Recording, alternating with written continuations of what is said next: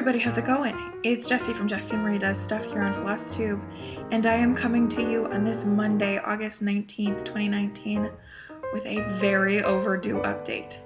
Yeah, sorry about it. What can I say? It's been a whirlwind. Time is flying at an unimaginable rate. I looked at the time my last video posted, and it was over a month ago, and I just... wow. I would have bet it was a couple weeks, but not over a month. That's pretty wild. I mean, I have posted a few things since my last update, but it has nonetheless been a little over 4 weeks since an update, which is a long time. And, I mean, let's just chalk it up to weather, migraine, and Danny was home for a vacation, so he was home for a week for a staycation after the New Jersey FlossTube retreat. Yeah, so that's really what's been the holdup. And so I was looking at the forecast this week, and I was like, you know what? I'm going to take advantage. The very first sunny day that happens, I'm taking advantage, and it happened to land today, so here we are. So buckle up. It's probably going to be a long one. I have a month's worth of whips to show you. I have 2 finishes, plenty of haul, including what I got while at the New Jersey FlossTube retreat. Some plans, kind of, sort of, and then what I have finished reading, and I have finished 5 books in the last month. So lots to talk about. I also have a ton of Q&A, and so I am going to do a stitch with me. However, I'm going to stick that on with next week's video. This one's going to be long enough, and I have a feeling that next week may be a little bit shorter, just comparatively speaking, so I'm going to stick Q&A in that video. And then I think what I've decided is that I'm going to do Q&A monthly, and so unless you have something really pressing to ask, I'm going to do a stitch with me towards the end of each month, rather than pepper it through every video, because I have a tendency of holding on to a ton of questions for a while. So I think that I'm going to make that kind of my regular thing, and once a month I'll do a stitch with me and stick it onto my end of the month video. And we'll see how long that lasts. We'll see how it goes. So no Q&A this time, and I haven't knit in, I can't even tell you how long. I know what the issue is, and so I just need to make the adjustments to get back to knitting, but yeah, what are we going to do? That's the way the cookie crumbles. So the title, More Awkward Than Normal, it's just because it's been so long and I feel rusty. I feel very out of place and having a bit of an out-of-body experience, because it's just so against my nature to film videos. Anyway, so if things are a little bit more awkward, hopefully that's just I haven't filmed in too long rust, and that will hopefully dissipate with time.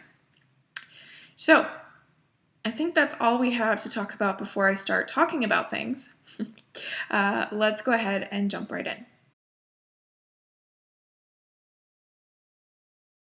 Okay, works in progress. Here we go. This is probably going to be the bulk of the video, which I think y'all will be okay with. Okay, so last time we spoke, I was working on In This Moment by Heaven and Earth Designs. This is artwork by Jeremiah Kettner. I nicknamed this piece Mika McKenna. McKenna, I'm thinking about you, girl. Okay, so when last we spoke, I think I was about halfway through page 5, if I am not mistaken. What I know for certain is that I finished page 5. So let me go ahead and show you. This is being done on 25 count cream Lugana from Zweigart, and I stitch all of my Heaven and Earth Designs 1/1, full cross. And there we have it. So there is a finished page 5, and I think it turned out fabulous. I love how different this flower is from all of the rest, because it's got more pale yellows in it. And I don't know, I just kind of I like the way that looks. I love this gigantic one. That was pretty cool. And so yeah, that's finished. Now I think I talked about the fact that I was going to work on it for a certain number of stitches for one reason or another. It's too long ago. And then I was going to switch, and it ended up happening that I just kept going with it to get the page done. I think I ended up doing penalty stitches for Magical Stitches homework that week just so that I didn't have to switch anymore. And this is very vaguely rotating in my head. I'm not sure of anything. So got that page finished, and then I got started on page 12. Just a very, very small start. I was thinking that I was going to get back to this before the end of the month to try to get a bigger dent in that page 12, but that just didn't end up happening. And this is the face page. So her face is going to come in here. Right now I'm just in hair, sort of at the crown of her head, but pretty soon I'm going to start adding in some purples. Yes, purple.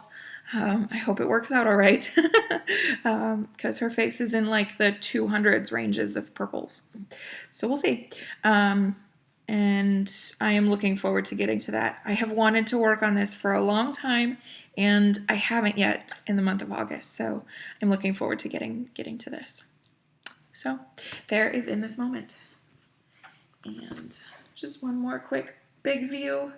Let's see. I have 5 of my 7 pages done for the year. I wanted to do 7 pages, and I'm fairly close, getting there. And I have finished several Year of Whips pieces since this, so I have no idea which one it was.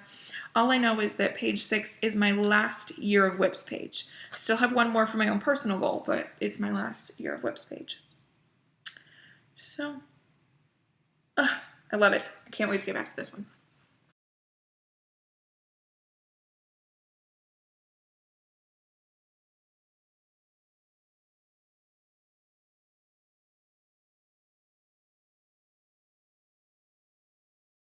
Okay, the next project in my rotation there towards the middle to end of July was my Summer Sampler by Kooler Design Studios. I had this pegged for homework. And since I didn't get to it for that homework, I decided to just work on it because I felt like it. Plus, I think I had it for a 24 Hours of Cross Stitch July challenge. So I got to this and I was so excited. I was so excited to work on this. And while I was working on it, I was happy as a clam. There's a million colors, a ton of blends. I think I did 6 different colors of backstitch because I worked in this little section here, and I'll show it to you here in a second. And I was having a ball. I was so enjoying this. So much, in fact, that I came this close to ordering all of the other seasonal ones and one of the Christmas ones and starting them immediately. Yeah, it was a little bit obsessive. But I didn't do that. I would like to get a little bit further into my first one before I go a little nuts. So anyway, that's what that will look like finished. This can be downloaded from the Kooler Design Studio website. I believe you can also get a hard copy from 123 Stitch now, so keep that in mind. And I am stitching mine on a 32 count Belfast linen in cream from Zweigart. And here is where I got to. I think I did a total of about 1,500 stitches when all was said and done. And I'm a little bummed that I left that seed packet unfinished, but I had to keep moving. So, I love this. I absolutely love this. Yeah, it's so much fun. It's so much fun. And I mean, this is effectively like a little background design, but it's packed with color and with detail. I mean, when you first look at this, your eye doesn't immediately gravitate to trying to figure out what that is. You're looking at the center here and at the big obvious things, the summertime and the sunflower. You know, this is kind of last towards the end of the list, and I'm obsessed. I am loving the way that's turned out. I need to get back to this. I really do. I don't have it fitting anywhere in my rotation this month. So hopefully I can make it happen in September, or it won't. It'll be fall by then, and then I'll want to work on the fall one. Start the fall one, I should say. Anyway, I loved it, and I cannot wait to work on this again.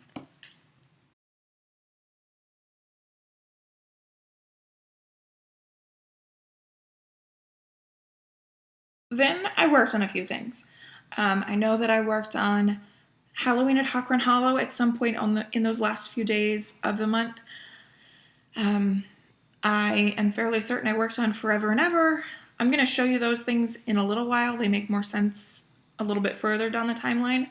But the next project that I really put some time into was Fireworks on the 4th. So let me show you that.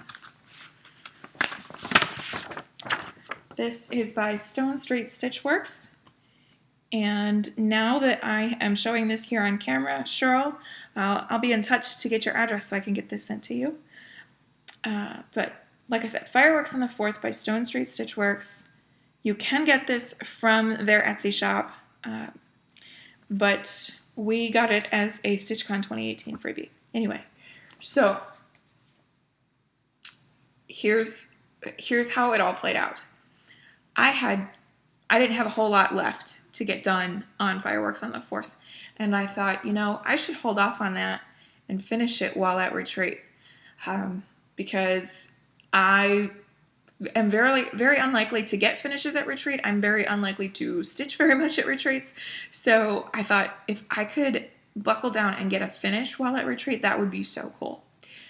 And then I thought, I could get an FFO at retreat. I wonder if I could plan it out so that I could fully finish it while at retreat. Our lovely McKenna is regularly griping that I don't fully finish as consistently as she would like, but McKenna's not ever had an FO and then FFO while at retreat, so I thought, yes, let's do this. So let me show you the stitched piece first. Here we are. This is very crudely wrapped, and then I pinned and laced it, so it could be perfected a little bit, and I may do so. But I love it. I'm so excited. So the fabric is 32 count Belfast in Beach Walk by Under the Sea Fabrics. I used some of the called for colors, so the facade of the house and barn and the trim, those are all the called for colors. The only exception to that is that I did the barn door in the darker red, just for contrast. And because I think that while I was at retreat, I think that's what I had, and I didn't bring the lighter shade. But other than that, I changed everything. So the roofs of the two buildings and the door on the house are done in Classic Colorworks Hick sticks, or hickory sticks, for specificity's sake. The banner down here is done in DMC Etoile. The blue is 820, the red is 816. The white is the called for white in the chart. The text is done in color and cotton, Old Jewelry blue, and I did not stitch that one X at a time, so it kind of has this really cool effect where one letter is kind of striped, and then the next is fairly solid and darker, and then it goes back, which I don't know, I think it's kind of cool. So, and I didn't do anything special to make that happen. It just worked out like that. And then the firework, which is the whole basis for why I did this the way I did, the same etoiles, and the white is Rainbow Gallery's Petite Silk Lame braid in SP02, which is Snow White, I think. I gotta tell you guys, I love the Petite Silk Lame braid on my Poison Garden. It's a lot of fun to work with. It lays so beautifully, and I'm a big fan. I did not like this. I was not having fun with it, and I did not want to do a full stretch of it down here, which is why that's not in the sparkly. Because I was not super in love with the way that laid. I think a part of it has to do with the fact that this is 32 count, whereas Poison Garden is on 28. And also this is hand-dyed, so it may be even smaller than 32 count after the dye process. So I still think it's beautiful. The white used sparingly, but yeah, something to keep in mind. And it may also be the fact that it's white, and the ones I've used in Poison Garden are colored, and so they lay differently. Who knows? But nonetheless, there we go. And so I will see if I can catch some of the light so that y'all can see the sparkle. Here, I'll bring it in close, and then I won't be able to see anything, but that's okay. So hopefully you're able to see that sparkle. So I knew that if I was going to FFO at Retreat, it was going to be a super simple finish that I would probably have to tweak a little bit later. And so that's what I did. So I found, well, let me attach it so that y'all can see the full effect. And it's a little bit crooked and I'm making it worse. There we go. So there is the finished piece. And like I said, I got to tweak it a little bit. I think maybe I need some trim around this, or something behind it to act as like a behind mat, perhaps, kind of like the background. So I found an open frame, no glass or anything. I think I got this at Hobby Lobby, and it was the perfect size. I love that it's kind of distressed barnwood. I think that works out pretty cool. And then it is attached with magnets. The magnets are glued to the back, and I got some craft paper and very crudely, very quickly in the last minutes before we left for retreat, got the paper glued down, so it's really kind of rough. I need to maybe cover it over and do that part again. Who knows? And so I attached the magnets to the back here so that I didn't mar this here. And this here is it's the hand-dyed, I believe it was Moda cotton in the Stars and Stripes mystery box from Color and Cotton. So I used that. I wrapped that around a piece of foam core, and it is snugly in there as to act as my background. So I just line it up, and there we have it. So there's my FFO. It was so much fun. It was so much fun to get the FFO while at retreat. Yeah. So I have a little bit of editing to do, but fortunately the 4th of July won't come around for a little while, so I have some time to fix finishing this one. So let me get this one propped up.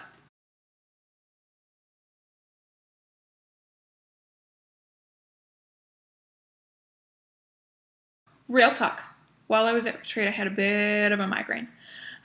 It wasn't near what it was at StitchCon, thank goodness, but I did have a migraine, and as such, my new start that I had been planning and whispering about and keeping rather close to me and not telling y'all what it was on a dark fabric, and I just wasn't about to be testing my eyes while at retreat.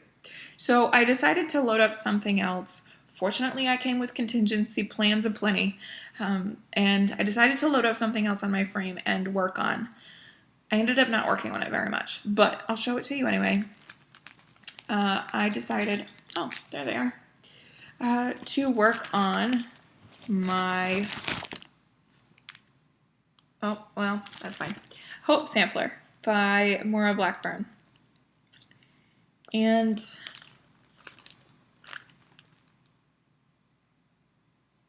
This needle minder I know I got while at retreat. I can't remember if this was passed around or if I bought this from Abby Top Knot Stitcher. I think I bought this one from Abby, but don't quote me on that. Anyway, it's kind of maroon and orange, and I love it. So this is the Hope Sampler by Moira Blackburn, and I am stitching mine on 32 count Belfast in Green Apple from Extra Design, and I stitched on this very little, y'all, so I'm not even going to insert my before and afters after this one because it's not worth it. But I just wanted to show it, and I'm probably going to put this on my frame next. But we'll talk about that here in a little while. I love it. I do love it. But you can see all I did was this. That's what I accomplished. Retreats aren't really for stitching. So there's that. But I was super excited to get to work on this again, since I haven't since April. I do love that. So then that I had set up on my Millennium frame, and I wasn't really mobile on my Millennium frame, and so I thought, all right, I'm gonna table that for a little while, and I'm gonna put something on my Q-snap. And so I put Forever and Ever on my Q-snap, and I was able to move.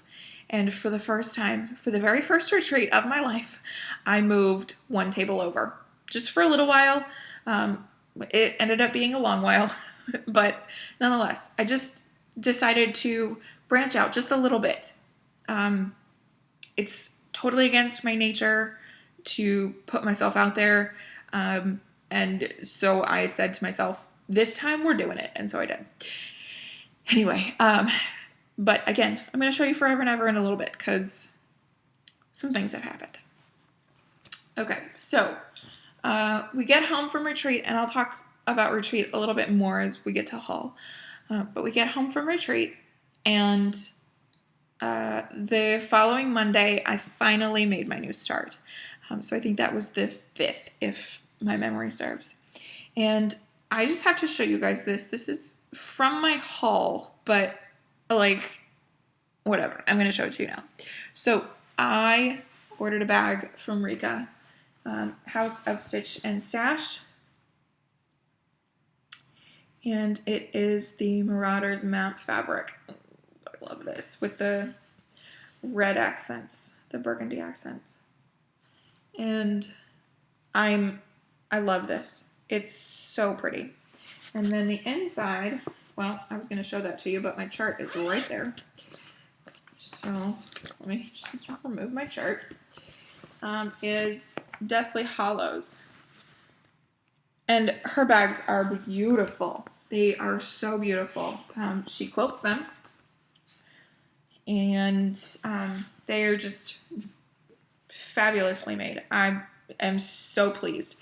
I did an Instagram stories where I talked about this, but I just thought that I would mention it. If you have a chance to grab one of Rika's bags, do yourself a favor and do it, because they're beautiful. I wasn't going to. I was like, I am inundated with project bags, and I really probably need to slow my roll a little bit and not be buying the project bags that I told myself I wasn't buying unless I got a Whip Go Bingo. And then she posted this, and she happened to have one available, and so the rest is history. I'm in love. I love it. I love it. And it works great for my 2 Pacos needed for this. So this design, I'm going to insert a preview of what it's going to look like.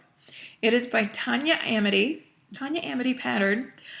She is, I believe, a Russian designer who charts artwork. So this artist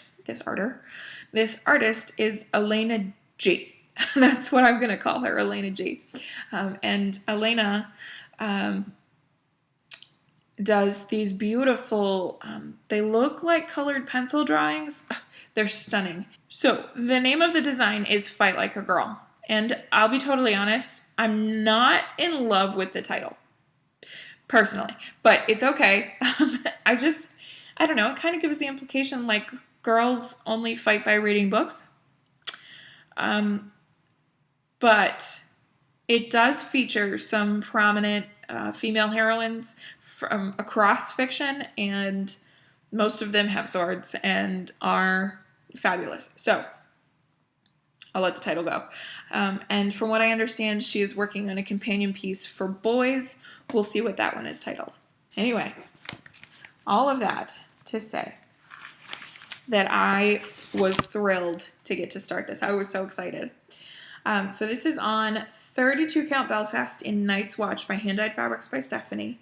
This design is full coverage, but I'm okay with stitching full coverage on a hand dyed because I needed something dark blue, and this fit the bill.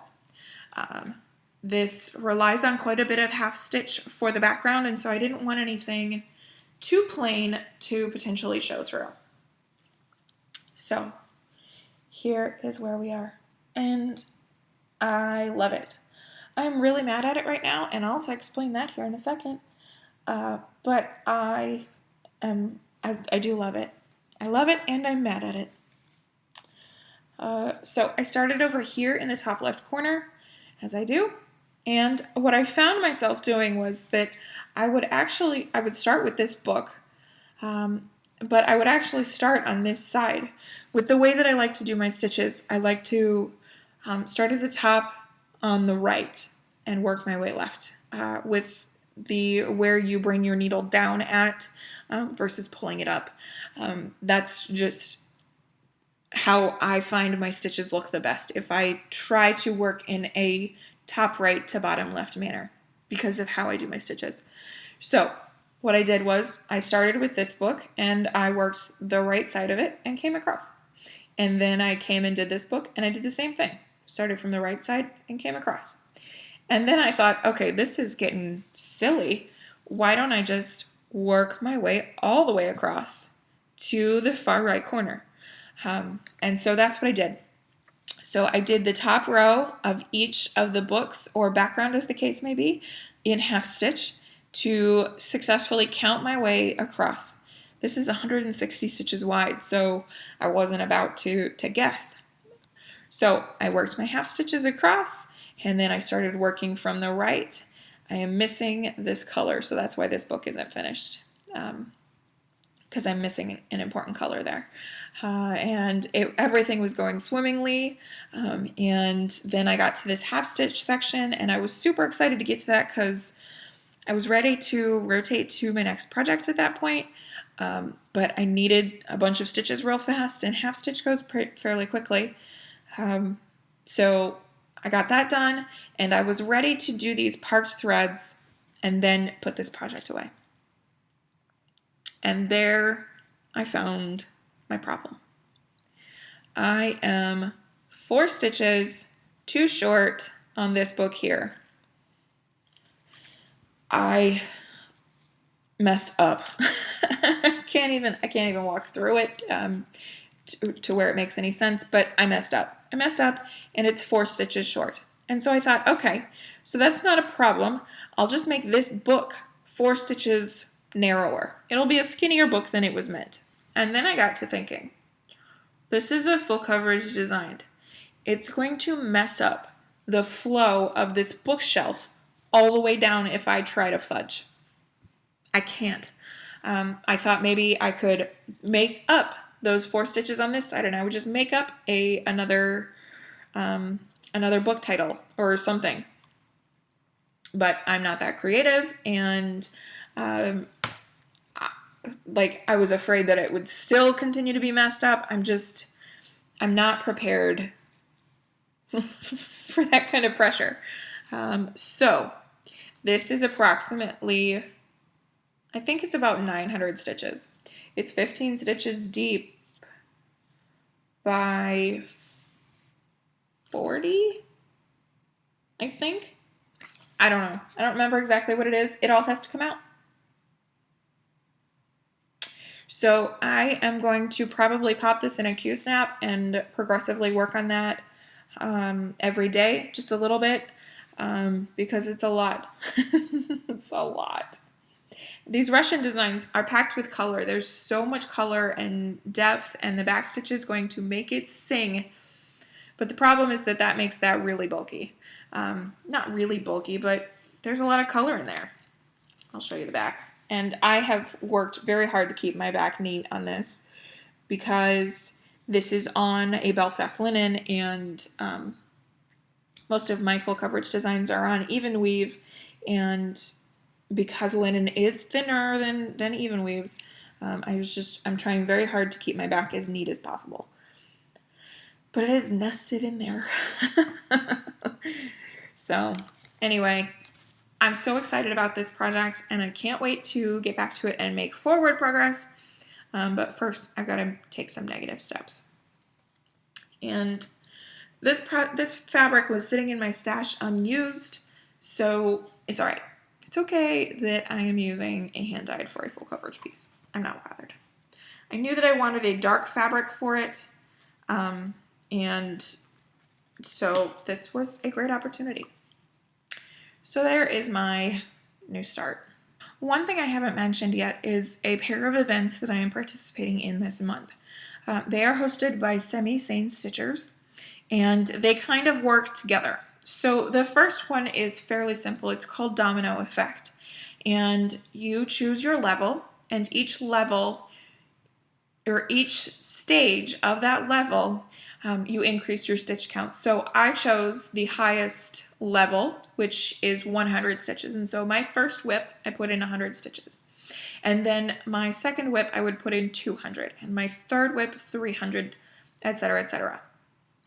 Okay, so what works really nicely with that is this other event called Crazy Whips, and it's based on the card game Crazy 8, which I don't know that I've ever played, but nonetheless, the premise is that you link your projects together in one form or fashion. So my first task for that was 100 stitches, and these could work together. So 100 stitches in my first whip, which was Fireworks on the 4th. Then I had to do 200 stitches on my second whip and link it to my first. I hope I'm explaining this all right. We're like 10 days to the end of it, so, you know, take what you will from it. And so my second project for that was Fight Like a Girl, because that comes from an Etsy designer as well as Fireworks on the 4th. So that's sort of how this is going. So then my next whip was whip 3, and that was a Rose Fairy, and I linked that to Fight Like a Girl because they both feature girls. So let me show you that. Now I only put in 300 stitches. I am planning to go back to this at some point this month because I have it picked for a 24 hours of cross stitch acrostic for one of those, and so this will come out again a little bit later, but I put it in my 300 and had to walk away. I was so beyond not in the mood for this that I had to do my minimum and then walk away. So I put in 300 stitches, and they were hard won. And I thought, oh, this is dangerous for a stitchy bug, so let me not harp on this for too long, and be done with it for now. I am not an even weave stitcher. I wish I was. I have said this before. I wish that I was somebody who could stitch on anything. But the fact of the matter remains, I am just a linen girl. I like linen. And so that's the way that it's going to work for me. And so when I'm working on this, I want to be working on linen. I'm getting so close to the finish line that, like, honestly, I think 7, 8, 10 good days would see this finished. My oldest whip. But, yeah, it's going to take probably a little bit more than that because I can't work on it for very long before I'm like, okay, can I have some linen, please? Yeah. So, this is on 28 count Lugana in confetti from Picture This Plus. It's beautiful. I love the subtle modeling. I wish I stitched on uneven weave, but I don't. So there's that. No before and afters for this one because it will probably come out a little later this month. My next project for the Crazy 8's Domino Effect was Forever and Ever by Cottage Garden Samplings. And the rationale that I gave for this was that they both contained some form or fashion of a rose. Rose Fairy has wild roses. Forever and Ever has Christmas roses. And it even says that right there. So, Forever and Ever came out. And I didn't put it away until it was finished. So I worked on this a lot.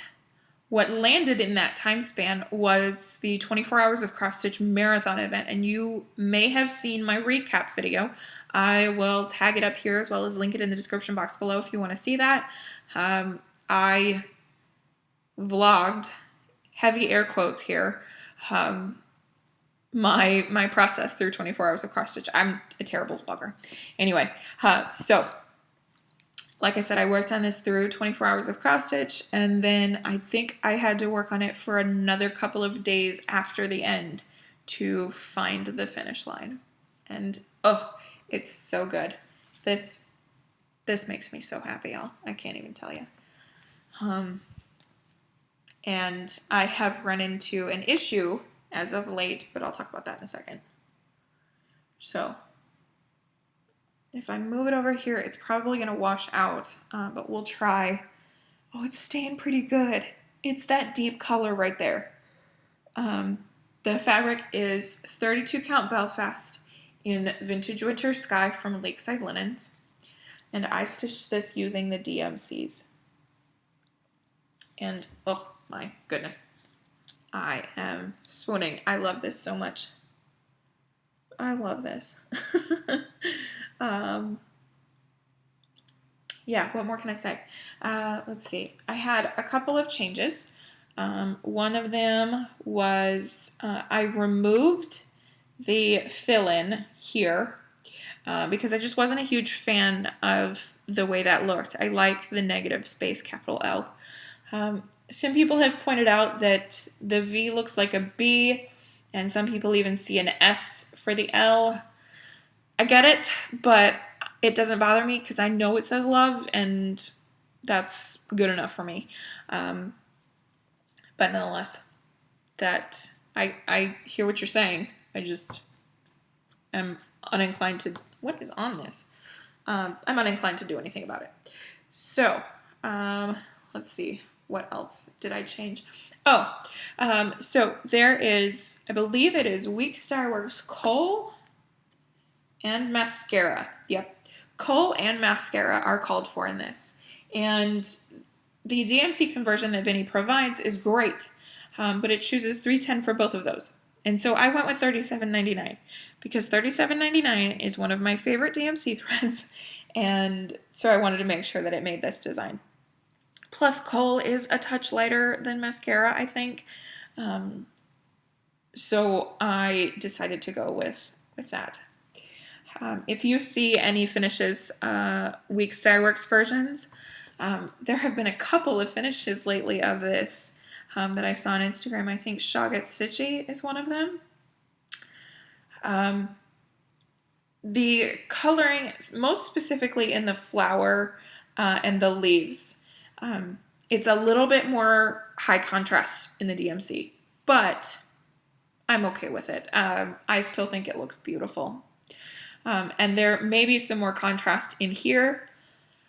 The veins on the green petals, as well as the fill-in in the center, believe it or not, those are two different colors. They look exactly the same. I can't remember what they are.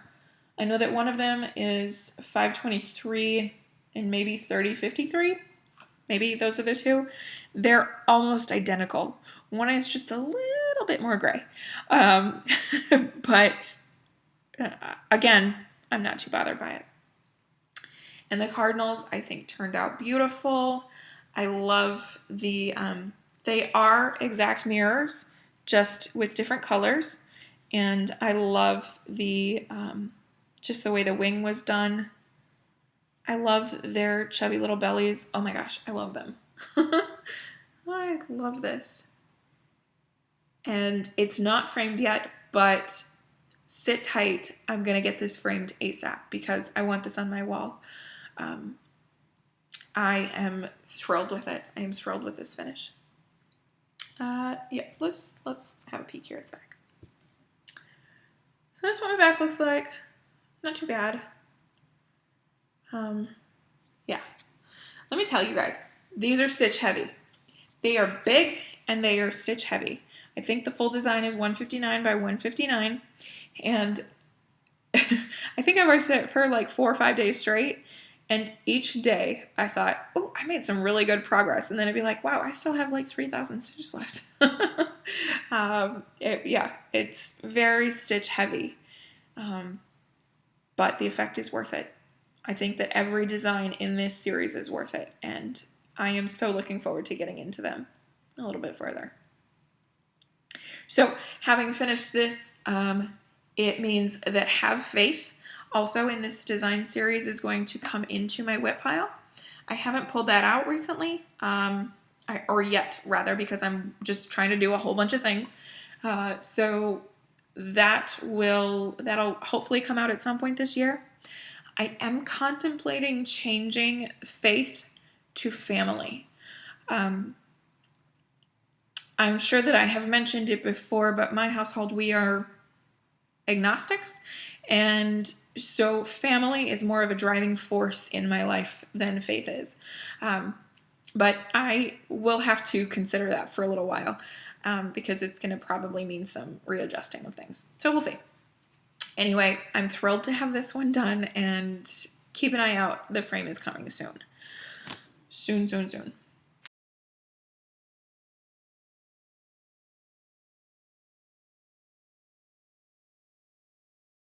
Next project in my Crazy Whips domino effect was Halloween at Hawk Run Hollow. There we go. Slow down. By Carriage House Samplings. And I connected this to Forever and Ever by the fact that Samplings is found in both designer names. So this is what the whole design will look like finished. And keep in mind that I worked on this in both the end of July as well as here in August. So the progress that you're about to see is pretty staggering if you haven't watched my progress on Instagram. So I worked on it a fair bit. And in July, my goal was to finish block 3, which I did. And then I started on block 4 here in August. So this is on 40 count Belfast. What? 40 count Newcastle linen in Country Mocha from Zweigart. It's one of their printed fabrics. So it's kind of modeled on the front and plain on the back. So I finished. I'm going to fold this in half because this thing is monstrous. I finished block 3. I believe on July 31st, so the very last day I got my block finished. And I love it. I love the way that it all came together. I did leave the In the Shade of the Yew Tree line negative. It called for a yellow, and I guess I just have a thing for negative space lettering. I thought that with this line being negative background and then this being background but negative lettering themselves, I just liked the way that that worked in the same block. So I left it. And I am thrilled to have that block finished. So my goal for the year was 3 blocks finished, and I now have 3 blocks finished. Am I putting this project away? Heck no. Heck no. I am continuing on because I love it so. And it works for so many wonderful things. Case in point, block 4 started. Now, this is the fastest block of this design. It's the sparsest, and it's super quick. So, this is a ton of progress. I put in 5 days on it. I think it's close to 3,000 total stitches. I am thrilled with the progress, but it's not like I stitched more so than normal for me. It's just that it goes very fast because it's very sparsely stitched. And I am thrilled. I am so thrilled. I needed this for an ultimate task and extra credit stuff. And more importantly than all of that is that last week in the School of Magical Stitches and Literature, we sat our OWL exams. And it stressed a whole bunch of people out, which I think is just very fitting because these are very important exams. And so in the world of Harry Potter, it would be a very stressful time. So I was able to apply all 10 of my exams to this one project. And I'm super excited about that. I don't know. That made me really happy to not have to switch out a whole bunch. It did mean that I had to do 2,000 stitches for homework on this one project. And so even when I got tired of it, I had to keep going. But nonetheless, I love it. I love it. I just realized I ended up not using this for the ultimate task. So I only did the 2,000 for homework and the 500 for extra credit. But nonetheless, so excited. Managed to get that accomplished. I also, with this piece, was it this one? Yes. I learned how to do the pin stitch and subsequently the diagonal pin stitch. My life has forever changed. Thank you to Niccolo Parkman of Hands Across the Sea and Abby Bellastitch.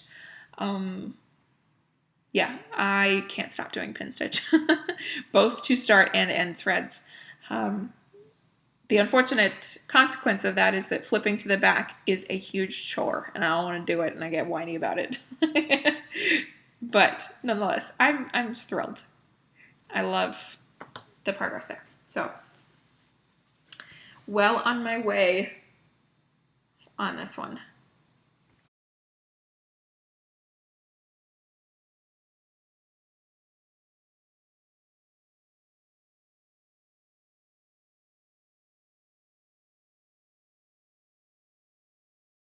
We are getting very close to up to date here. So I finished working on Halloween at Hawkhorn Hollow this past Friday, and then on Saturday it was time to pull out my next project.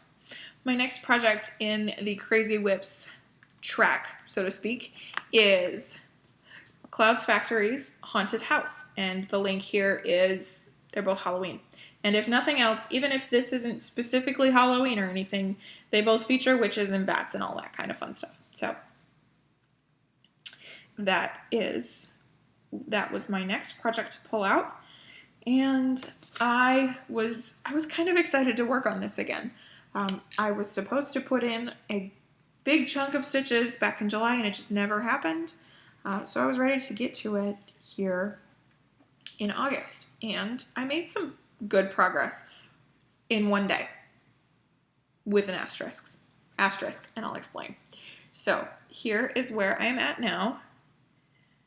And I finally, in 4 years, I started this project in 2015.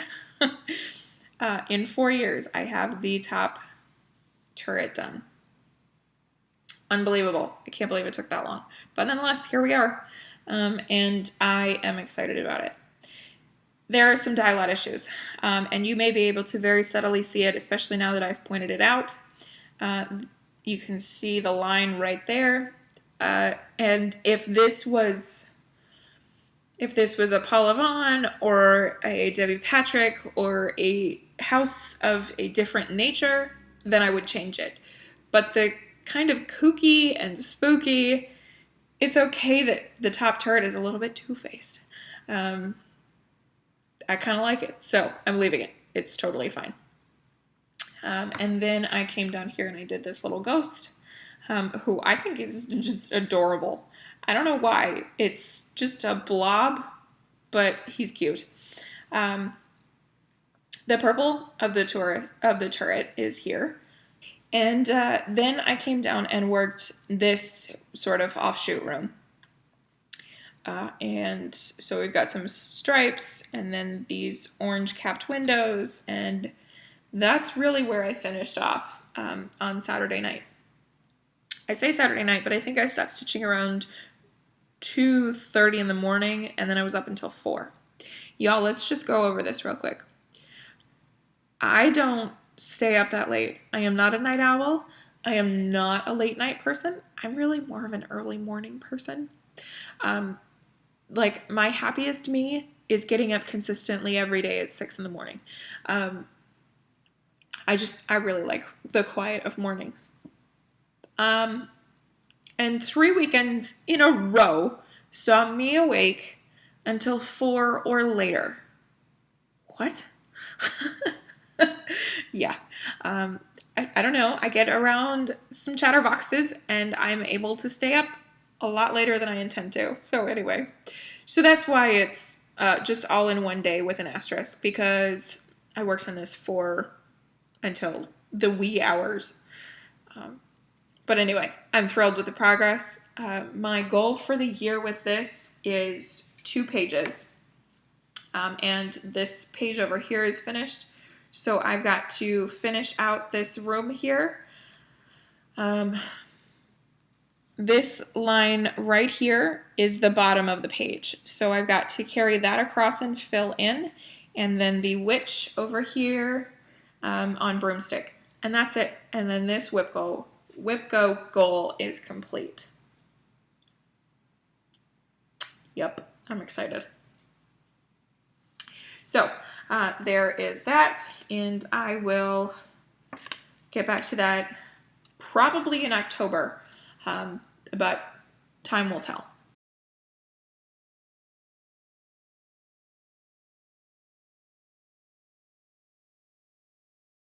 Okay, at this point I should tell you that finishing Forever and Ever has sort of changed things for me a little bit. The first of which is that I am dealing with a little bit of finish burnout, or not burnout, but hangover. I don't have time for a hangover these days with all of the things that we're doing for magical stitches and semi-sane stitchers, and all of the challenges. I got to keep moving, and there's no real time to settle down, which works great. I'm not faced with that level of indecision, but I'm still running into it where I'm not completely settled with anything that I'm working on. I enjoy what I'm working on, but I was fairly close on a black finish with Halloween at Hawk Run Hollow, so I should have just stuck with it to get that done. And Haunted House doesn't need a whole lot more to reach my Whipco goal. Sunday was the ultimate issue with that. I am really, really struggling. So a part of me goes, well, just have a new start. Like, that's really how you break out of this. I wasn't feeling like working on anything that I had, so maybe I could have a new start. New Starts 2019 might be back on. I might be back to that.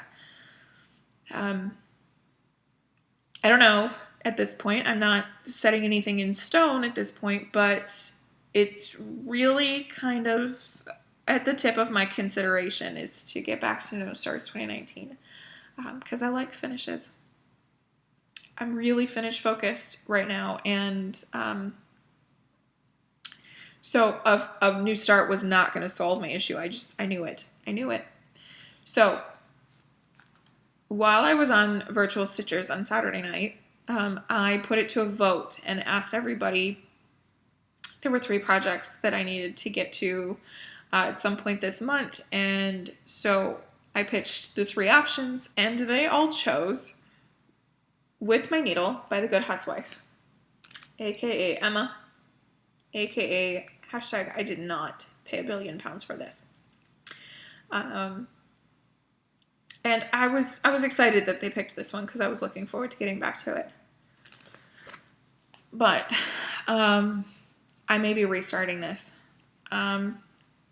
So this is on 28 count linen in Cashel from Silk Weaver. The colorway is called Amber Waves. And it's a beautiful fabric. It has nothing to do with the fabric itself, so much as 28 count is making this thing big and bulky, and I'm not sure if that's really what my vision of it was. Emma finished hers, and it's on a beautiful 40 count, and I love how much more delicate it is. And this is bold, and I don't know if I'm in love with that. This is, of course, turning me blue, and the fabric is not showing up near as rich as it is, but we'll go with it. I'm just not certain that I'm obsessed with this thing being massive. It just gives, and it's got nothing to do with the fact that, like, I don't like big projects. Y'all know I like me some big projects. It's just that I feel like this would look nicer at a smaller count, at a smaller, more delicate, one strand kind of an appearance. So I may have to start this over. I haven't made that decision ultimate yet, oh, what's the bloody phrase I'm looking for? Past the point of no return. It's nothing like that. It's just that it's kind of up for consideration. So I worked on this for maybe 25 minutes, and I finished the word plants and carried on and the FI in fishes. And that's all I did, and I put it down because I've got to consider this and figure it out. So we'll see. We'll see. I would really like to do this design. And so if I do decide to restart it, I'm going to do so very soonly. But we'll see. We'll see. A part of me has kind of already resigned myself to the fact that I will be restarting it. So I'm not even going to insert before and afters on that because I just showed you what I accomplished. There's no sense in it. So I'm faced with this indecision. What do I work on? What's going to make me happy? I would really like to find a project that I can settle in with and stitch for a good little while. But what is that? So Danny was like, well, what are you supposed to be working on next?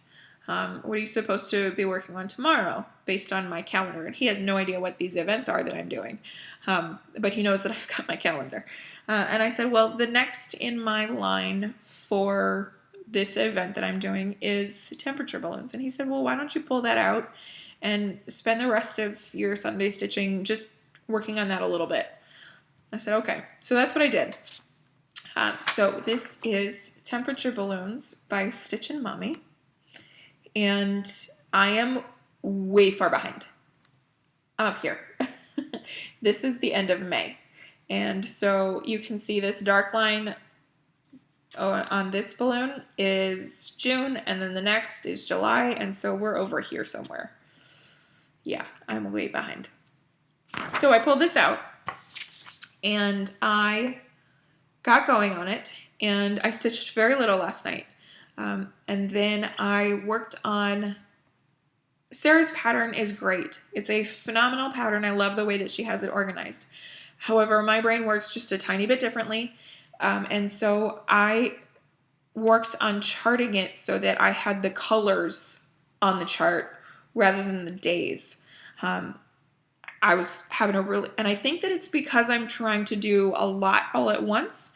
And so that's why I needed more than just the days. I needed colors so that if I've got 6 blocks of 970, then I can just stitch that straight through. So that's what I spent a good bulk of Sunday working on. And so I've done that. So this is on my frame, and it is on 32 count Belfast linen in, I have the tag, Snowdrifts by Hand-Dyed Fabrics by Stephanie. And so there's a whole lot going on here, but let me pull these threads out of the way. There we go. So the bulk of what you can see here is that this balloon is finally finished. So I had a few more days of this dark orange to fill in the last day of May. I don't have the basket on this balloon nor the cloud over here, and there's another cloud at basket level on that balloon, but I decided to go ahead and work my way over here and get started on the June, July, August balloon. And so that's what you see here. With the way that this balloon is, it's kind of in diagonals. With the way that Sarah has organized it, I love it. It's beautiful. So this darkest orange here is the 15th of July, and this kind of darker yellow on this side is the 1st of June. So that's why you're seeing that, because it's got that diagonal striping kind of situation going on. Blacksburg weather is very interesting. So it got real hot at the end of May, and then it cooled down immediately, like a full 7 or 8 degrees for the first like 2/3 of June, and then it started ramping up. Here, where I live, we have seen triple digits, but Blacksburg hasn't. There have been no triple digit days in Blacksburg this year, which I think is fascinating. So we will see if I get into those darker shades or if not. There is one red block where I think the registered high was 93, but I haven't reached the dark reds yet, so we'll see. We'll see how it all shakes out. Anyway, I am thrilled with how that other balloon turned out and looking forward to seeing this one come together. So that's what I'm working on currently. This connects with CloudsFactory Haunted House because of the clouds. And Haunted House has clouds in the design as well. So there is that. This is my whip number 7 for that, so I have to do a total of 700 stitches for that task. And so I think that's what I'm going to do and continue on. So that brings us to the end of the works in progress that I have worked on in the last month. We did it. I know it was quite a lot, but it's been a long time, and so just had to get y'all caught up with what's going on with me. So I am going to reorganize here, and we are going to switch over and we are going to talk about some plans.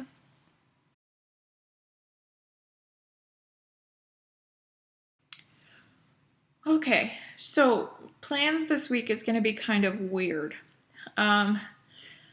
because I haven't figured out what I'm working on for homework yet, and so I haven't pulled that. And then we are 2/3 into the month of August, and so I don't think that I'm going to walk through everything that I chose to do for the August acrostic in 24 hours of cross stitch. I think that it's too late. I had every intentions of filming that video before I left for the New Jersey retreat, and the weather was awful. It was not cooperating. So I never had the chance to do that. I will say that the X I chose to do Not Quite Whitework by Northern Expressions Needlework. I know that the X was kind of tripping some people up, and so if that was one that you were still trying to figure out what you were going to do, that's what I chose. It was the only X I could find. So there's that. So I don't know what I'm doing for homework. It's too late to talk about 24 hours of cross stitch. And the semi-sane Stitchers challenges that I've discussed, I'll talk about those as I go through them. And so you'll see those projects come up. And we'll go from there. I expect that at any day now, School of Magical Stitches is going to be releasing the Reading and Stitching Extra Credit for Year 6, which starts on September 1st. And so there will likely be a planning video for that you can be expecting here pretty soon, as well as the 24 hours of cross stitch September acrostic, if they are doing one, which I think so, probably. Maybe we'll see. So plans are, you'll see. I know that that's pretty lame considering how long it's been, but that's kind of where we're at. We'll see what I choose to do for homework, and we will go from there. So let's go ahead and let's do something special before I start talking about my stash acquisitions. The day that I arrived at the New Jersey FlossTube retreat was August 2nd. And August 2nd was my 6-year FlossTube anniversary. 6 years, y'all. That's astounding. And I was super excited to get to the New Jersey FlossTube retreat because I wanted to put together something to commemorate 6 years. It's been a wonderful ride, and I had the unique experience of seeing how those 6 years have passed by sitting in a room full of stitchers that if FlossTube didn't exist, that retreat wouldn't have existed, which I don't know, is kind of an out-of-body feeling. In no way, shape, or form do I claim responsibility for FlossTube, nor for its just overwhelming success, but I was nonetheless there towards the beginning, and so it feels just really cool. And I was sitting in a room with people I have had conversations with for the last 5 to 6 years, and I don't know, I think that's special. So I had every intention of doing this giveaway, but I wanted to use Needleworkers to get some things organized for it, and then I've sort of changed things up entirely. So let me show you what I am giving away, and then we'll talk about how you go about entering. So because this is the New Jersey, or because this is a FlossTube thing, I decided to pull together a few FlossTubers with this giveaway. They have no idea that this is going on, but we have a little bit of Diana. So I showed you guys this project bag set that I bought from Diana not too long ago here, and I wanted to pick up one of her sets because I really wanted one of these smaller ones to use for this. So it has this beautiful fabric here, and then I have the full-size one, the full-size match, and then this gorgeous burgundy on the inside. I love this. Okay, so we have a little bit of Diana. It is Kismet Stitches. We have simultaneously a little bit of Michelle Bendy Stitchy and Trisha at 3L Threads, because I got this from Trisha at 3L Threads. And also kind of a little bit McKenna, because I got a copy from McKenna as well, one for me. So I just decided to support a few friends with this. So we have this. This is Michelle's latest release, and it is Alice's Mad Plant. I think I called it a Mad Plant earlier because I think Barbara Anna has a design called a Mad Plant. Anyway, so you will be getting this here, and then you will also be getting this needle minder. And this needle minder I know I picked up at Retreat, and it is from Abby, Top Knot Stitcher. And I figure Alice's Mad Plant, yeah, that needed to go together. So you will be getting this set. Now, in addition to this, I'm going to throw some other goodies in that will probably be reminiscent of other FlossTube friends. And I'm also going to kit the threads up with this. You will be responsible for your own fabric, but I'm going to kit up the threads for you. Now, the winner will have a choice. And I will do both the DMC as well as this other choice. So the other choice one of the choices is color and cotton threads. I have a wealth of color and cotton threads, and so I can kit this up using color and cottons for you. You won't know which colors I send, but I will send the DMCs as well, full skeins of the DMCs as well as these full skeins to kit this up.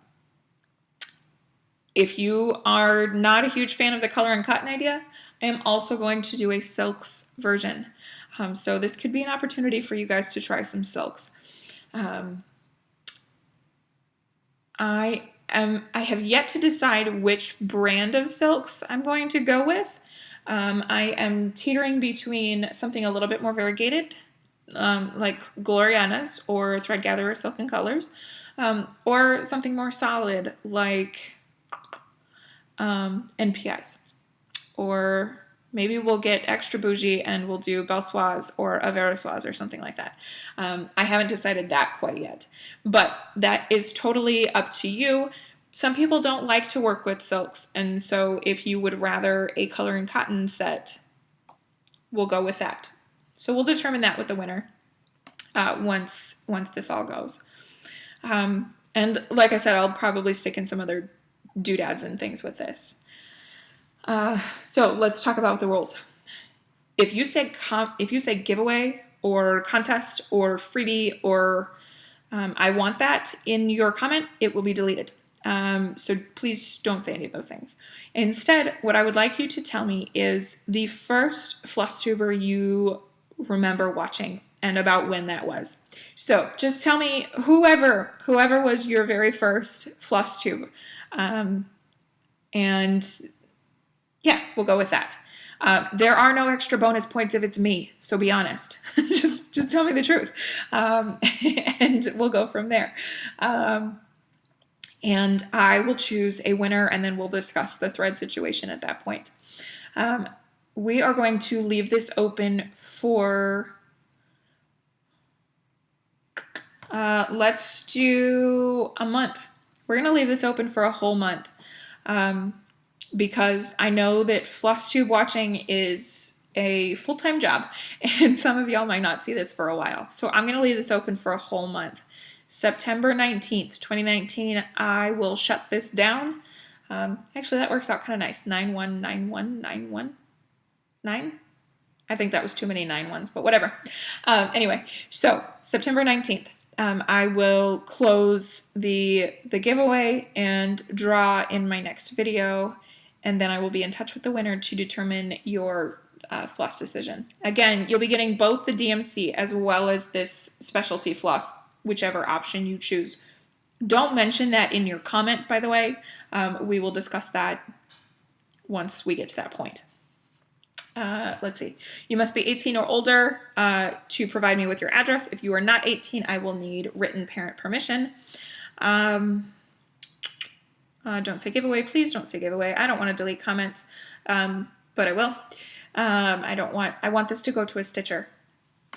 And to Michelle and Diana, I mean, if you want to win your own stuff, hey, that's cool. I won't judge you for it. So, yeah, I think that that's going to be everything. I think that is all that I have to say about the giveaway. Okay, so let's go ahead and switch over and let's start talking about some haul. Oh boy, here we go.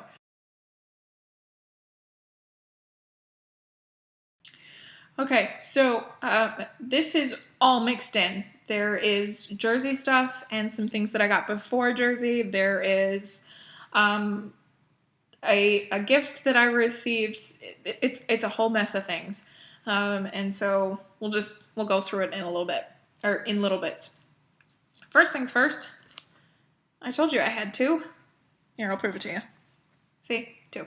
I wanted to be sure that I got 1 from Trisha and 1 from McKenna, just supporting some stitchy friends and their businesses. So Alice's Mad Plant, and I haven't kitted this up for myself yet, but I will do that. Okay, up next is something that arrived, I think, like 2 or 3 days ago, but whatever, things are out of order. The latest in the Songbirds Garden series from Cottage Garden Samplings. Autumn Dream aka Pumpkin House. Yeah. I love this. I love this. And I was going to start it immediately after arrival. But I just got done telling y'all how I feel about the no starts, so this is going to have to hold off until that feeling passes, or I don't know, the urge strikes again. We'll see. So there's that. Okay, before Jersey, along with Alice's Mad Plant, No Charts to Travel Alone, so I managed to pick up a copy of Mary Hogg, 1830. This is an 1884 Stitchery and Works by ABC collaboration.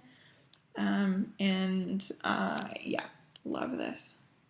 Gorgeous, gorgeousness. Love that. Okay, so get to New Jersey. And I can't even tell you, I was shaking like a leaf in a hurricane getting to New Jersey. I was so nervous. I don't know why, other than like introvert and social things and whatever. But I was super nervous. I was thinking, oh my gosh, I'm going to get there. Nobody's going to want me to sit with them. There's going to be nowhere for me to sit. I'm going to have to stand on my head. And I was stressed out. That was, of course, not the case.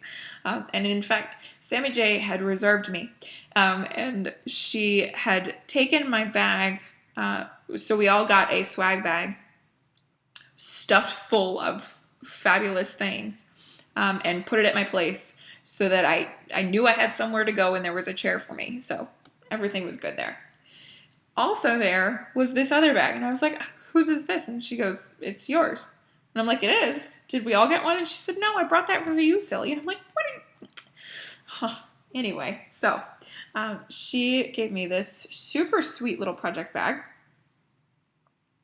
And it's sparkly and butterflies, and it's beautiful. I love this. And inside were a couple of things that she picked up for me at Sajou. So she went to Sajou in Paris. Sammy, you're so funny. She was more excited about the New Jersey retreat than Paris, but, you know, that's okay. I don't think that this came from Paris, but it says I love my dog, which I do. I love my dog. So that's pretty cool.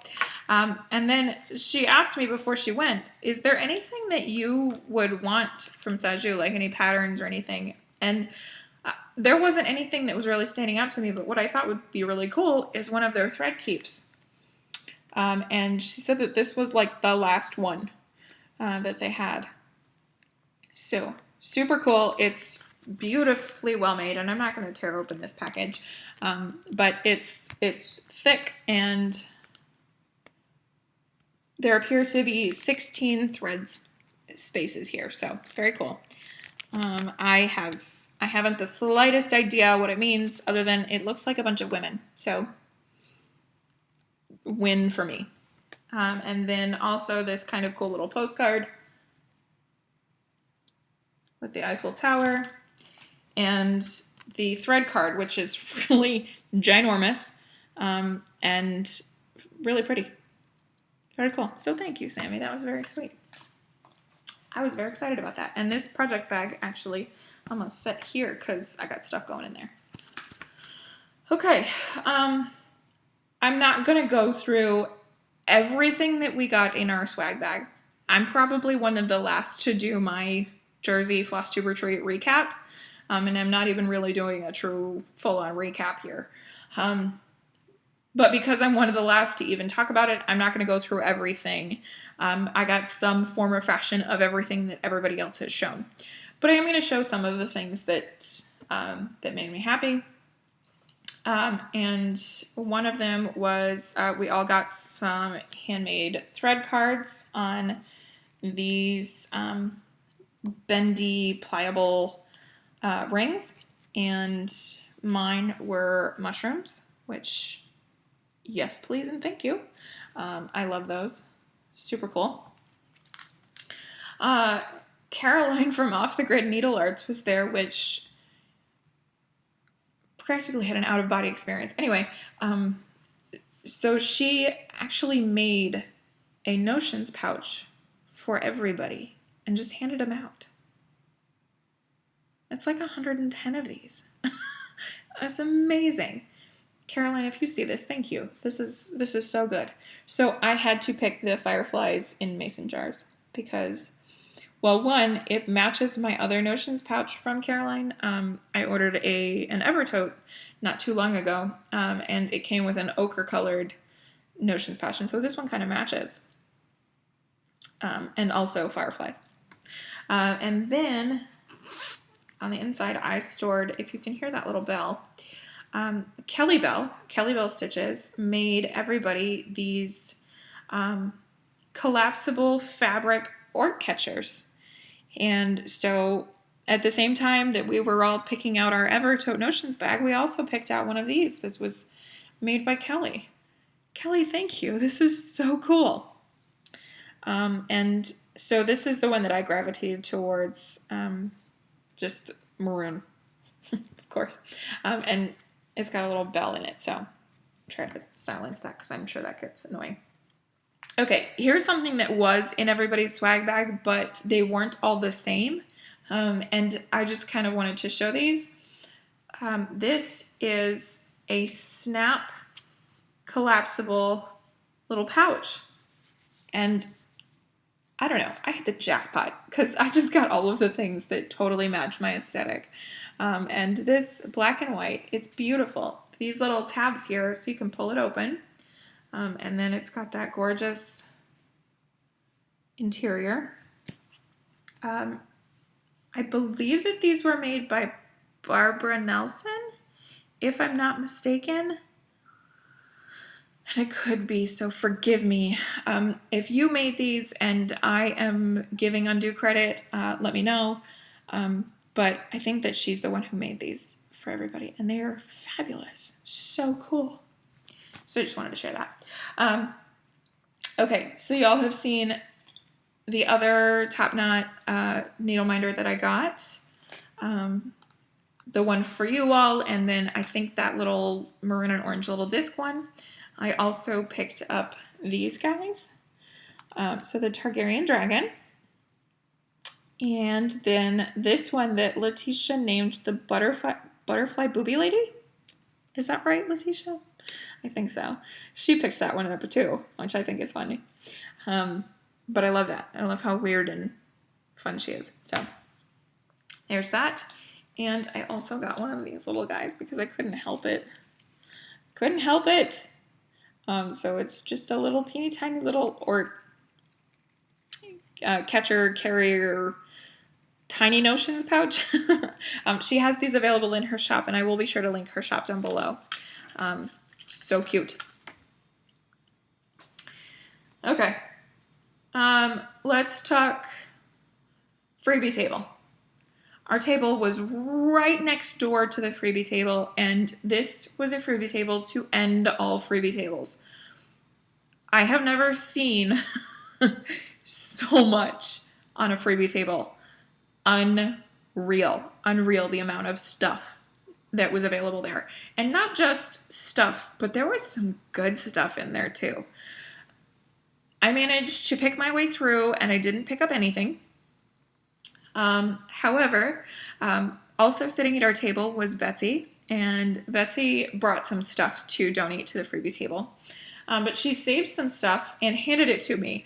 I'm in a whirlwind. I am late to this retreat because it's really kind of started on Thursday night. I didn't get there till Friday afternoon. I'm in a whirlwind. I'm saying hi to people. I am introducing myself to Caroline, as well as a few others. I am flustered as all get out, and Betsy hands me this pile of stuff to look through. And so I was a little flabbergasted when the first thing I saw was Dutch Beauty. So this came home with me. She had reserved some things that she was going to put up on the freebie table to let me pick through first that she thought I might be interested in, and this one stood out to me. So this was my only pickup off the freebie table because I managed to survive freebie table New Jersey FlossTube Retreat 2019. But I could not resist this. Between Michelle, Cozy Egg, and Emily, Eclectic Possessions, will I ever get to this? Who knows, but it's ready for me. So there's that. And that is by Perman of Copenhagen, I believe. Yes. So, love that. Thank you, Betsy. That's very, very sweet of you. The next thing I have is actually something I bought online while at retreat. But it is fitting because, so I got my FFO of Fireworks on the 4th, and I'm walking over to go put it on the brag. And I passed by Cheryl, the Wayside Stitcher, and she goes, "Did you know they had a books pattern where the geometric shapes are books?" And I said, "No, I did not know that." So I go and set it down, go back to my seat, and immediately ordered it. So the reason that I tell this story is because last year at the New Jersey FlossTube Retreat, I bought one thing. I bought one thing from Needleworker's Delight. It was a Jeanette Douglas Take Time to Read design that Cheryl, the Wayside Stitcher, shoved into my hands. And so that was the only thing I bought at the New Jersey FlossTube Retreat last year. And so the very first thing that I bought at the New Jersey FlossTube Retreat this year was another book pattern. So it's going to become my sort of thing when Cheryl and I get together. I've got to go buy a book pattern of some sort. So then I'll have a collection of my Cheryl made me buy this pattern, which I think is pretty cool. So you'll have seen a preview of what that will look like when it's done, whenever I get to it. So Saturday, midday, I think, we went to Needleworker's Delight. And so I did much better this time than I did last time. I gave them a few of my dollars. And so let's do the charts first. I picked up Stacey Nash Primitives, Moonmoth Pinkeep. Yes. Because I love it. Super, super pretty. So we get back from Needleworkers and a large group were missing. They were off getting a tattoo. And I'm actually kind of glad that I wasn't there when they went to go do this because I probably would have said, "Can I come too?" But because I was having a bit of a headache, I took a whole bunch of meds and I probably would have bled out getting my first tattoo. Anyway, I tell you this story because the tattoo that a bunch of them got is a hand with a little heart in it. And while they're getting this organized, I bought this chart. So this is my tattoo, which I thought was pretty cool. I had no idea what they were doing or who was involved or that this was happening at all. Because like I said, I probably would have signed up to go along. But anyway, so love that. And then I walked around with probably 6 or 7 Michelle Link needlework designs, and I ended up with just one. And I chose Quaker Gone Poe. I could have done Quaker Gone Haunted, but that one's really popular, and so I thought I would do one that is a little less, I don't know, making the rounds right now. So, I love this. And it's thread gather or silk in colors, and there's 3 of them. Fabulous. Okay. that is totally possible. So I may do this in the silks. We'll see. Love that. Y'all know I'm starting a collection of Quaker Halloweens. Okay. This next one, I wouldn't have picked up on my own, but I wanted to do something for Sammy J's birthday. Sammy J's birthday was on the 3rd. It was on that Saturday. And I had every intention of giving her a gift card to Needleworker's Delight. However, Casey gave her a really wonderful gift, and I couldn't compete with it. My little gift card from Needlework was not going to compete at all. And it probably would have been difficult to use at that point anyway. So I decided to switch gears, and I thought, okay, instead what we're going to do is we're going to pick a design that we're both going to stitch. And we're going to kit it up and go from there. And so what we ended up deciding was something that was stitching and friends related. I figured we could find something like that. And so Sammy J found, this design from My Big Toe, which is Stitchers Make the Best Friends. And it's just a cute little thing. It's a tiny design. I think it's 88 by 72, which I think is great that 88 is in there since we were both born in 88. Sammy, did you know that? Because I just discovered that. Anyway, and so this is really cute. It's really sweet. So we decided to start kitting it up, and it calls for Crescent colors, but classic colorworks. And so we went to the wall of thread at Needleworkers and had a look at the threads. And some of them were either used so sparingly that you can't see the variegation, or the thread just plain old didn't have much variegation. But we knew that we wanted this one here because there's definitely some color variation going on in there. And then something special for the text. So I convinced her and several others to give the DMC Etoile a try. And so we picked up Etoile in C550. And so that's what we're going to do for the text. Part of the text or all of it, not quite sure. So there's that. And then that one Classic Colorworks there for the purple flower is Heatherly, which is very variegated. And once I finish with this design, I may have to stitch my niece's name in this because she's obsessed with pink and purple. So anyway, so there's that. And I may have to stitch some for my other niece because her name is Heather. So we'll see. Anyway, so there is that. And so that's what we're starting with. And then I may do DMCs or pull threads from stash for the other things. It also calls for these Just Another Button Co. buttons. And I am probably just going to stitch them. This does come with a chart so that you can just stitch them if you choose not to do the buttons. And the reason that I think I'm going to stitch them is that we decided to go for the same color family fabric, but she's more of an even weave girl, I'm more of a linen girl. And so we both went with kind of a buttery yellow color. And I could only find this in a 28 count. So I think I might stitch it over one, and it'll be super teeny tiny, it'll be wee. But it could be like a needle book or scissor fob, depending on how tiny it turns out.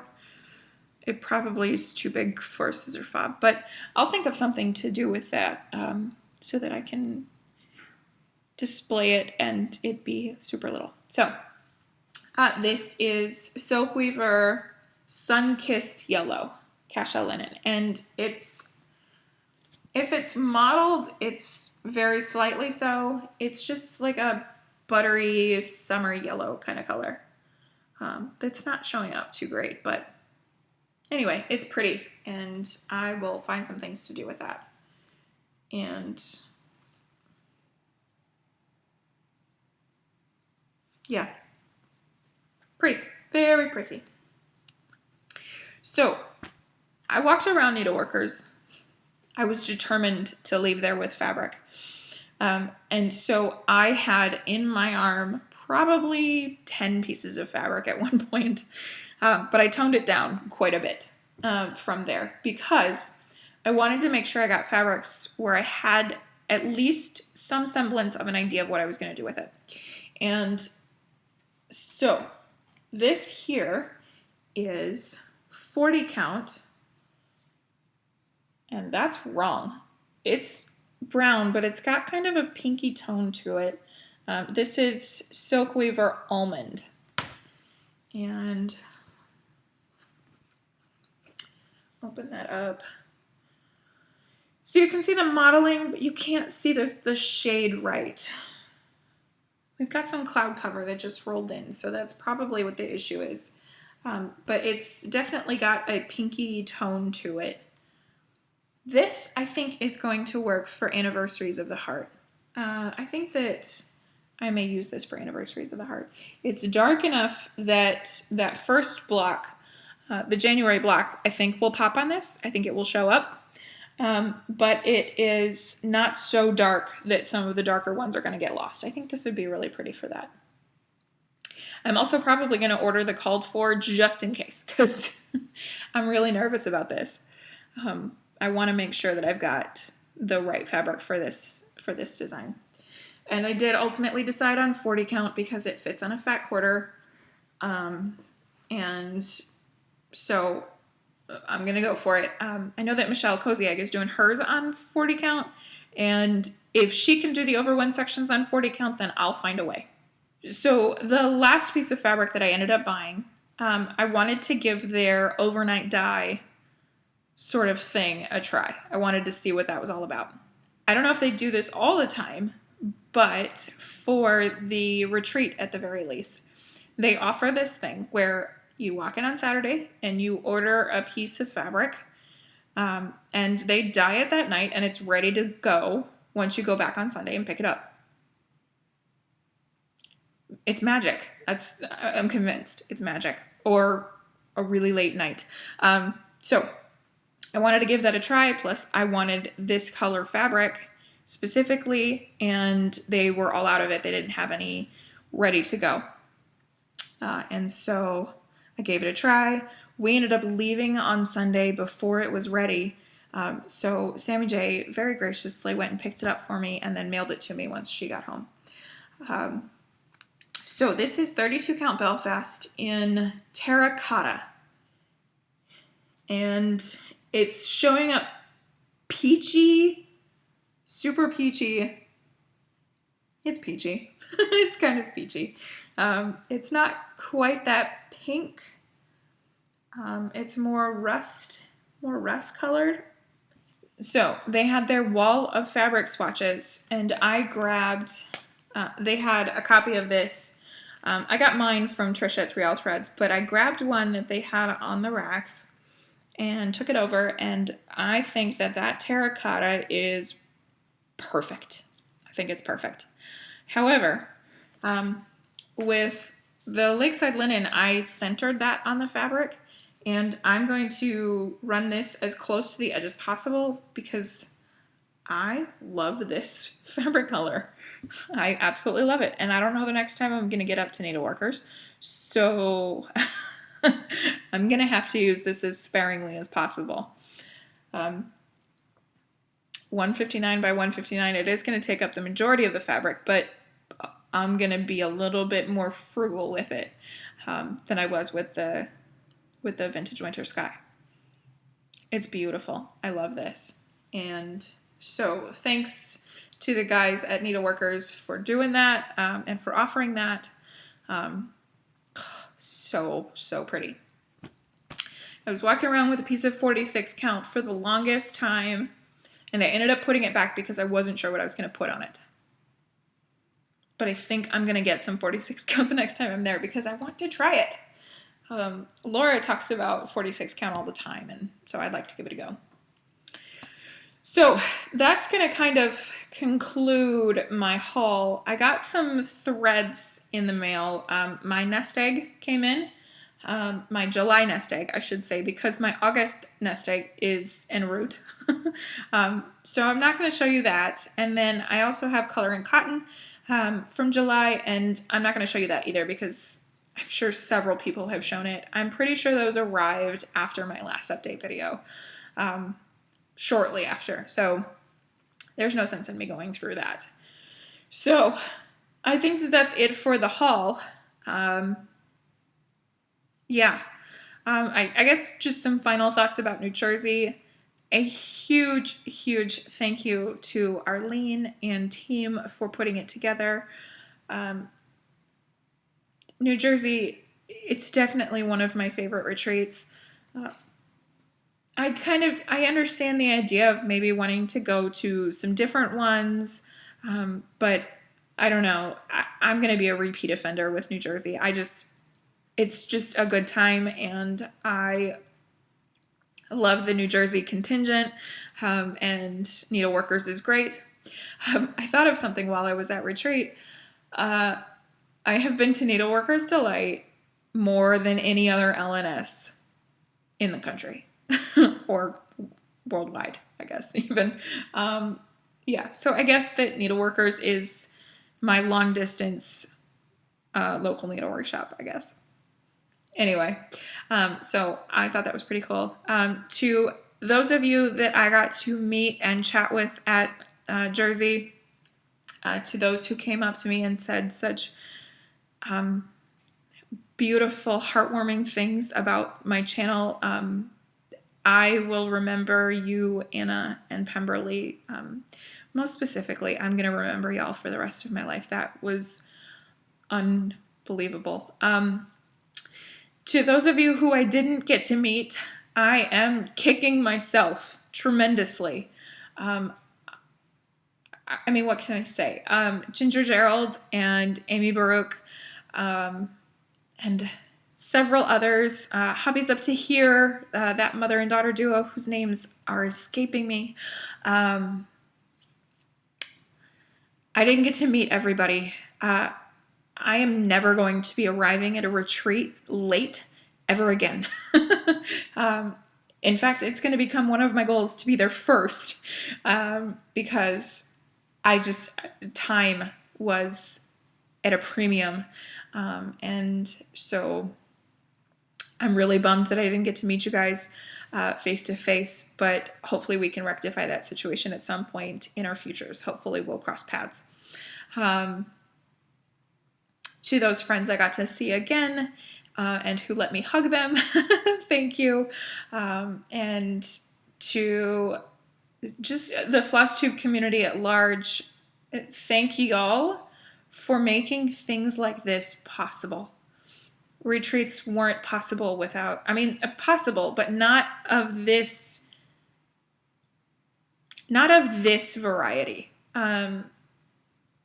Not this style of retreat. I don't think it was possible without FlossTube. And anyway, my heartfelt love to everybody who was at New Jersey.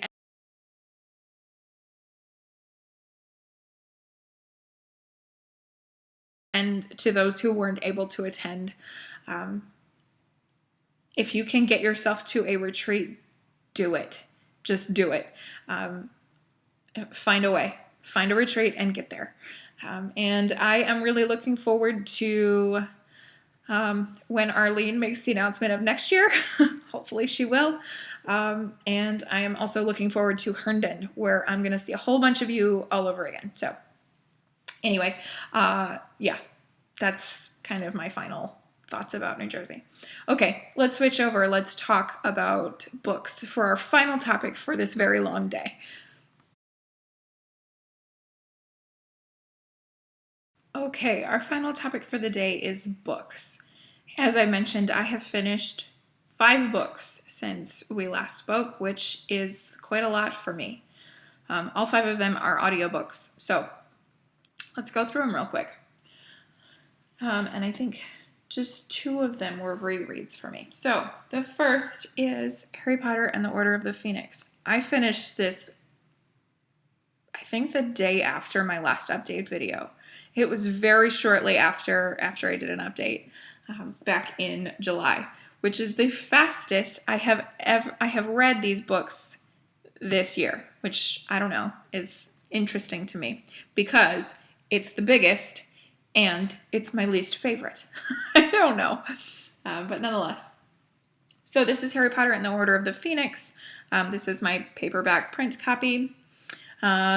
And I'm not going to talk a whole lot because if you want to read this, then there's spoilers. And if you have read it, then you know it, and so I'm not going to say anything new. It is my least favorite of this series, but this time around, I really enjoyed it. I guess that in the past I have considered Harry to be very whiny and annoying in this one, and in this one I guess I had more of an appreciation for it, or an understanding of why he was like that. And I like the foreshadowing that you just don't pick up unless you read these a second time. So anyway, it was a lot of fun. Big old book, 870 pages.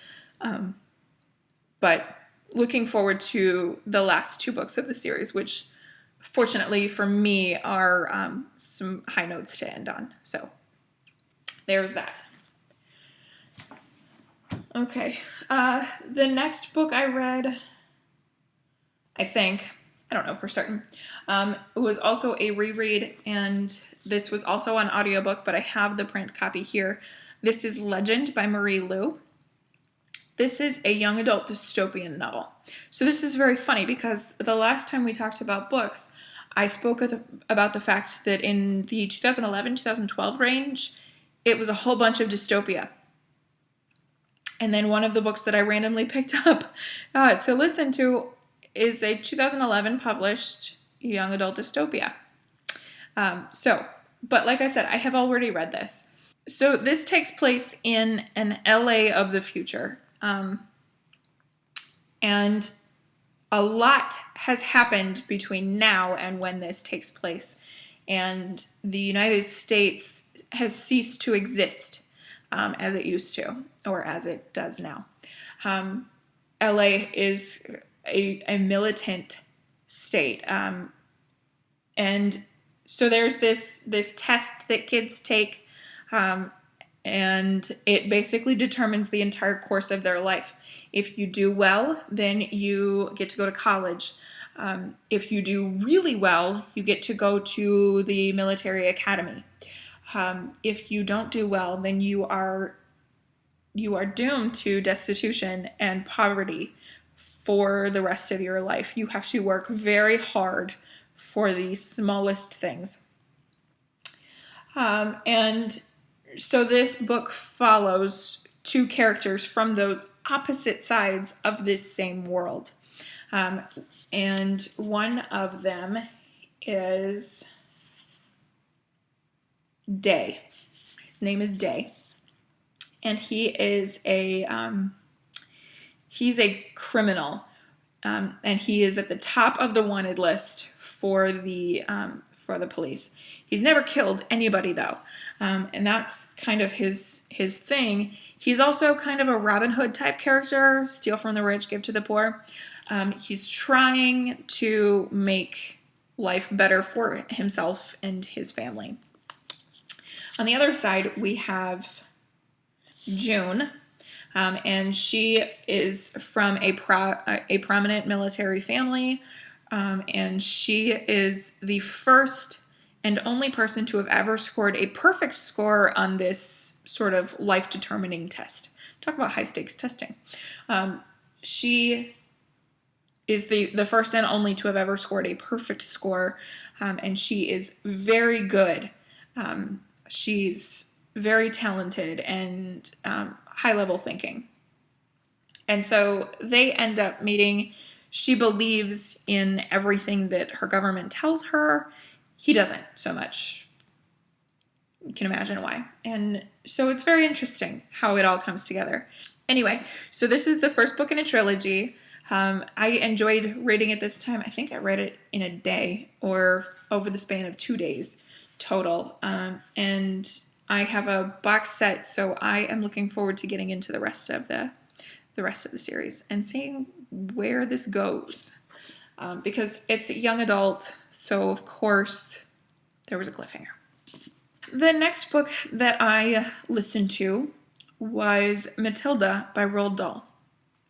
I have never listened to any Roald Dahls, despite the fact that I have loved all of the movie adaptations of his stories. James and the Giant Peach is one of my favorite stories ever. But I've never read any Roald Dahl. So when somebody suggested to me, I believe it was Mocha, suggested to me to read Matilda for a character with psychic ability for School of Magical Stitches reading extra credit, I was like, oh, that's a really good idea. And so that's what I did. I listened to that. It's a really great read, and the audiobook is narrated by Kate Winslet, which she did a phenomenal job. She did a really great job narrating this. It's a full-on production. Kate Winslet channels different voices for the various different characters, and it was a really great read. Immediately after finishing it, I had to watch the movie because it had been years and I was curious about the difference. And there's a lot of differences. In such a way that I think the movie might be my favorite of the two. I think I like the movie a little better.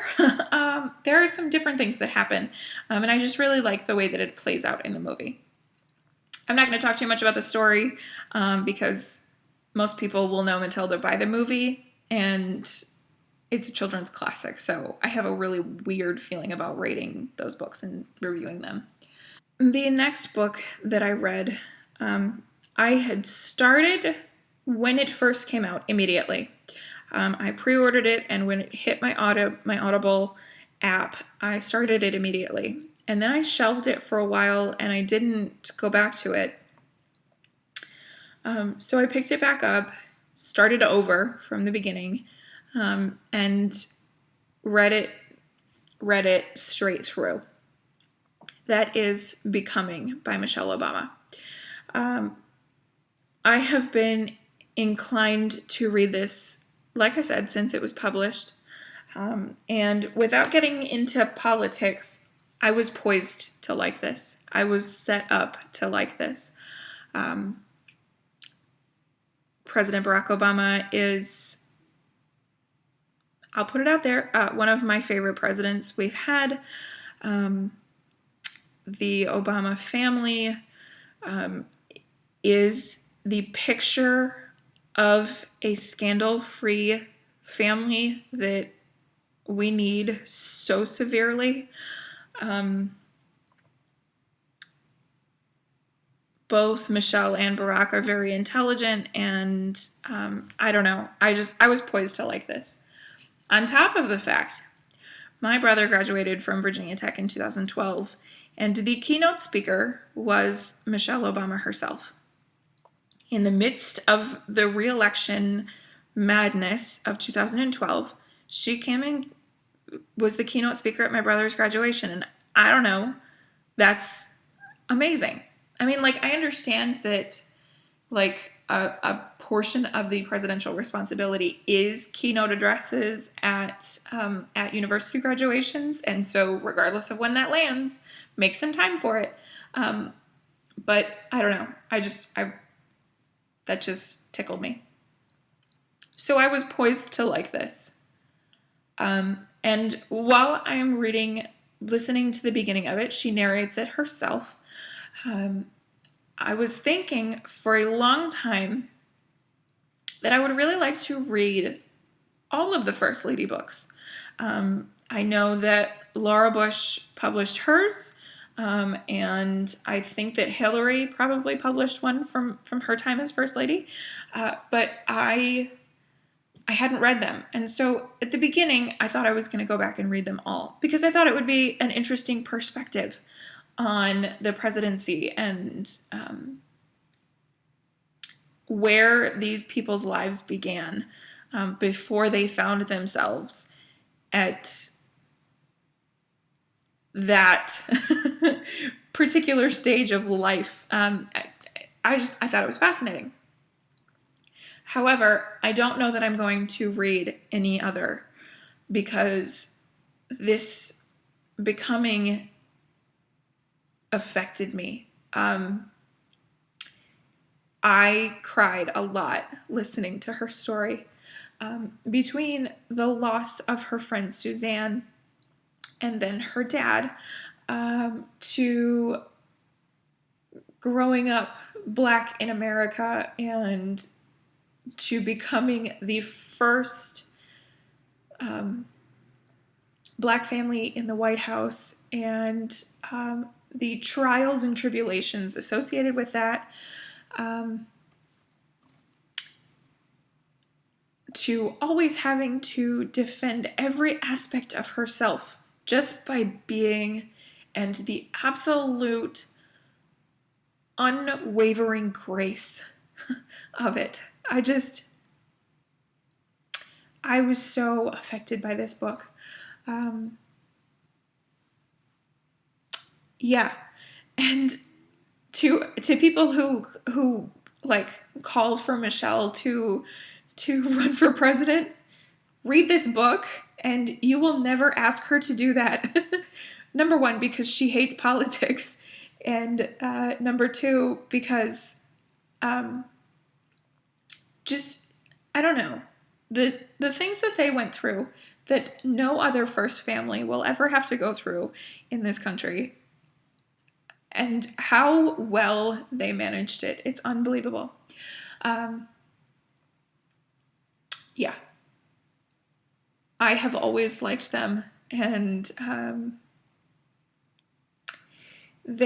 she talks about the 2008 election, and